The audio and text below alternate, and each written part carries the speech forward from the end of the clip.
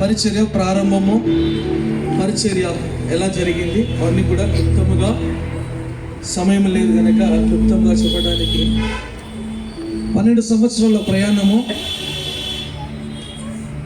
అనేకమైన సాక్ష్యములు, అవన్నీ వివరించి చెప్పడానికి నాకు ఈ సమయం సరిపోదు, ధైర్యము సరిపోదు. ఎందుకంటే పక్కన తీసుకొచ్చుకున్నాను.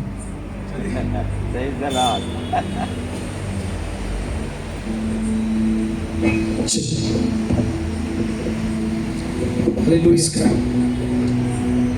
2014 సంవత్సరము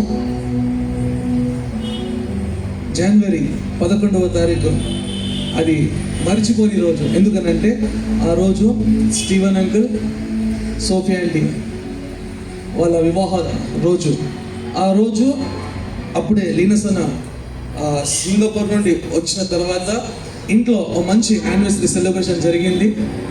మేమందరము యూత్ అందరము కలుసుకున్నాము. చాలా సంతోషంగా, చాలా సంబరంగా యానివర్సరీ అంతా కూడా ముగించబడింది.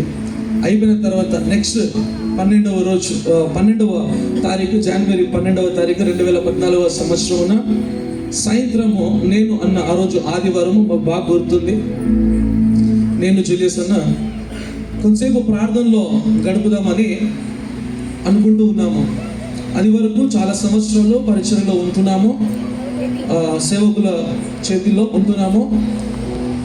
యూత్ మీటింగ్స్ కానీ, గృహ కొడికలు కానీ, ఆరాధనలు కానీ, అక్కడక్కడ మీటింగ్స్ కానీ వాడబడుతున్నాము దేవుని చేతిలో. కానీ ఆ రోజు ఆ సాయంత్రము నేను అన్న కొంతసేపు ప్రార్థనలో గడుపుదామని అనుకుంటూ ఉన్నాము. సరే అని